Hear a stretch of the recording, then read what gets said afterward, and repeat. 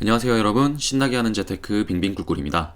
오늘 영상은 지난번에 한번 만들었던 주제이기도 한데 S&P 500 지수를 추종하는 ETF에 대해서 다시 한번 알아보겠습니다. 이미 SPY나 IVV, VO 같은 지수 추종 ETF로 투자하고 계신 분들은 영상을 보지 않으셔도 됩니다. 하지만 특정 단일 종목이나 스펙, ARKK 같은 액티브 펀드, FNGU, TQQQ 같은 레버리지 상품의 비중이 높은 분들은 이 영상을 꼭 끝까지 시청해 주셨으면 좋겠습니다. 전 세계 많은 투자 구루들이 입을 모아 말합니다. 바로 빠르게 부자가 되는 방법은 없다고요. 또 주식시장에서 우량 종목 중심으로 장기간 분산 투자해야 된다는 걸 모르시는 분이 계신가요? 하지만 수많은 사람들이 주식시장에 와서 실패를 하고 나갑니다. 왜 그럴까요? 그분들은 실력이 없어서 그랬을까요?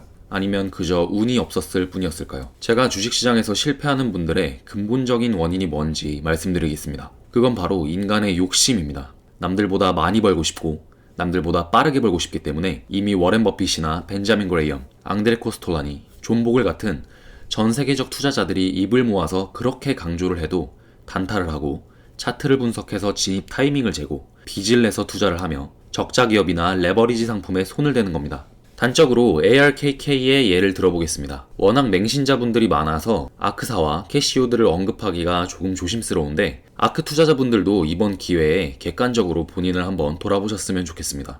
테슬라가 미친듯이 고공행진을 했고 그 당시 테슬라를 미리 알아보고 ETF에 높은 비중으로 편입시켜놨던 캐시우드를 처음 접하셨을 겁니다. 그렇게 되자 이 회사랑 경영진이 찾아오는 기업이라면 제2의 테슬라, 제3의 테슬라가 나올 수 있지 않을까? 그러면 나도 테슬라 투자자들처럼 수십 배 불릴 수 있겠는데? 하면서 행복 회로를 풀가동하셨을지도 모릅니다. 하지만 ARKK는 말 그대로 혁신 ETF입니다. 성장성과 혁신성을 고려해서 종목들을 담다 보니 수익성이 저조하고 적자를 보고 있는 기업들이 대부분입니다. 그런데 사람들의 돈이 몰리다 보니 ETF의 주가는 상승을 하고 기업 가치에 비해서 훨씬 더 비싼 가격을 주고 투자하게 되는 악순환이 반복되는 겁니다. 주가가 거품이 끼었나 살펴보는 지표 중에 PER이라는 게 있습니다. 이게 높을수록 주가가 고평가되어 있고 낮을수록 저평가되어 있다는 건데 ARKK가 가장 높은 비중으로 담고 있는 테슬라의 PER은 자그마치 1200이 넘어갑니다. 두 번째 비중으로 담고 있는 스퀘어는 460배, 세 번째 비중인 로쿠사는 마이너스 182배입니다.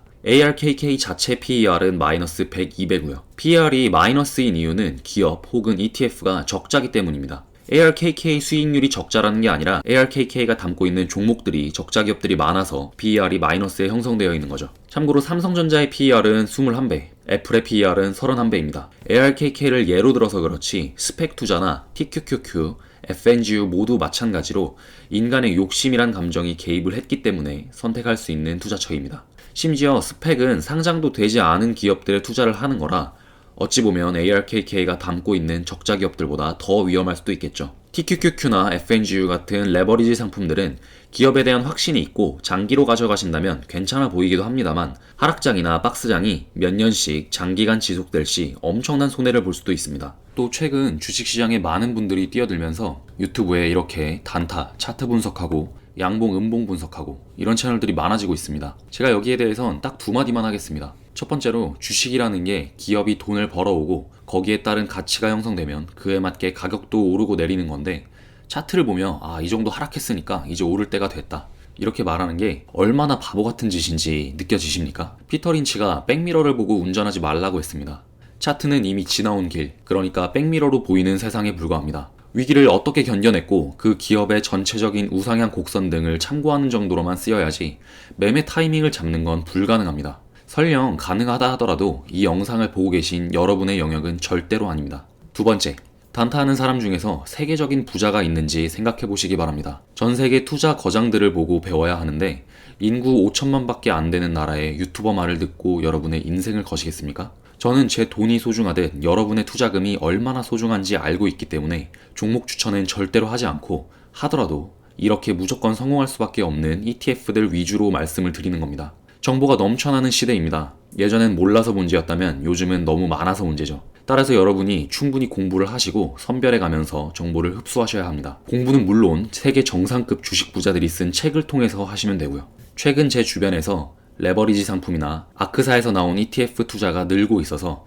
걱정되는 마음에 영상을 켰습니다. 다시 한번 말씀드리지만 위의 투자 방법이 틀렸다는 게 아니라 리스크를 알고 계시라는 취지의 영상입니다. 투자는 개인의 선택의 영역이니 제가 어떻게 하라고 말씀을 드릴 수는 없습니다. 다만 여러분의 소중한 돈이 들어가는 투자처가 어떤 리스크를 갖고 있는지 정도는 꼭 아셔야 된다고 생각합니다. 그렇다면 과연 이런 리스크가 없는 ETF가 있을까요? 놀랍게도 존재합니다. 바로 서두에도 말씀드렸던 S&P 500 추종 ETF인데요. S&P 500 지수는 시가총액, 유동성, 유동비율, 재무생존성 등을 만족해야지 편입될 수 있습니다. 한마디로 말해서 조건이 더럽게 까다롭고 미국 대기업 1위부터 500위까지 모아놨다고 할 수 있겠습니다. 이 지수에 들어있는 기업 500개를 시가총액 비중으로 나눠서 투자를 하는 상품이 바로 SPY, IVV, VOO입니다. 쉽게 말해서 애플의 시가총액이 가장 크기 때문에 6.1% 포함되어 있는 거고, 마이크로소프트, 아마존, 페이스북, 구글 순으로 형성이 되어 있기 때문에 이 시가총액 비중에 맞춰서 ETF에 편입하고 있는 겁니다.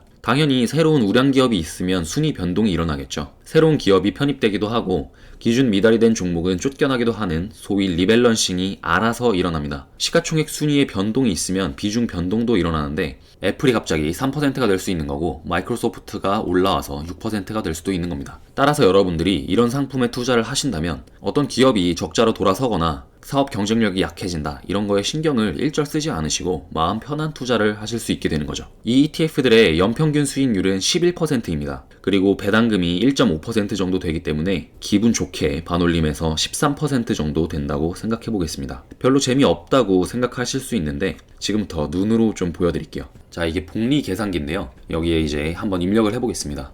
요게 이제 초기 투자 자본을 입력하는 건데 1000만 원으로 한번 잡아보고 현재 환율을 적용해서 8,858달러를 대입해 보겠습니다. 여기는 이제 연에 몇 퍼센트 수익을 볼 예정이냐 입력하라는 건데 아까 제가 말씀드렸던 13%를 여기 대입해 보겠습니다. 그리고 몇 년 동안 투자를 할 거냐 물어보고 있는데 10년을 일단 한번 대입해 보고요. monthly, 그러니까 한 달에 얼마씩 더 투자를 할 거냐 물어보는 거고, deposit, 적립식으로 얼마씩 투입하실 수 있는지를 입력해 보시면 됩니다. 저 같은 경우에 한 달에 150만 원씩 주식을 사고 있으니까 여기에 1328달러를 대입을 한번 해보고 계산을 해보겠습니다. 그러면 여기에 35만 달러가 뜨게 되는데 요거를 계산을 해볼 시 약 4억 200만 원이 됩니다. 그러면 요 기간을 20년으로 한번 바꿔서 계산해 볼까요? 10년이란 시간이 추가가 되니까 금액이 어마어마하게 불어버리네요. 18억 3천만 원입니다. 이런 수익률을 올릴 수 있는데 여기서 포인트는 리스크가 없이 올릴 수 있다는 데 있습니다. 이 투자 방법은 또 워렌 버핏이 자기 재산을 전부 다 여기에 넣으라고 해서 유명해졌습니다. 어떤 유튜버분은 워렌 버핏 정도 자본이 있으니까 이걸로 부자가 될 수 있다고 하시더라고요. 하지만 아까 보셨다시피 어떻습니까? 이 금액이 적으신가요? 우리도 18억대 자산가가 될 수 있습니다. 제가 링크를 남겨드릴 테니 각자 계산을 한번 해보시고 이 금액이 도저히 마음에 안 든다 하시면 그때 가서 다른 방법을 한번 찾아보셔도 전혀 늦지 않습니다. 하지만 여러분이 세우신 재무 목표에 이 금액이 맞아 떨어진다면 다른 곳으로 눈 돌리지 마시고 S&P 500 투자하시기 바랍니다. 마음 편한 투자하시면서 취미생활도 하시고 가족들과 시간도 보내시고 여러분의 삶을 찾으세요. 매번 주식창 들여다보고 기사 읽고 불안해한다고 해서 주식 오르지 않습니다. 또 이렇게 불안해하다 보면 10년, 20년은커녕 1년 참기도 힘듭니다. 지금처럼 금리나 인플레이션 등 시끄러울 때도 S&P 500 지수는 견고했습니다. 테크주가 하락을 해도 산업재, 경기민감주, 금융주가 골고루 포진되어 있다 보니 꿈쩍도 안 하는 걸 볼 수 있죠. 여러분 부디 시간의 힘을 믿으시고 시장 전체에 투자하시기 바랍니다. 욕심이란 인간의 감정을 다스리기가 굉장히 힘들기 때문에 부자도 극소수만 되는 겁니다. 오늘도 제 영상 시청해주셔서 정말 감사드리고요. 저는 또 다음번에 재밌는 재테크 영상으로 찾아뵙겠습니다. 저는 진심으로 지금 투자하고 계신 여러분들 모두가 성공하셨으면 좋겠습니다.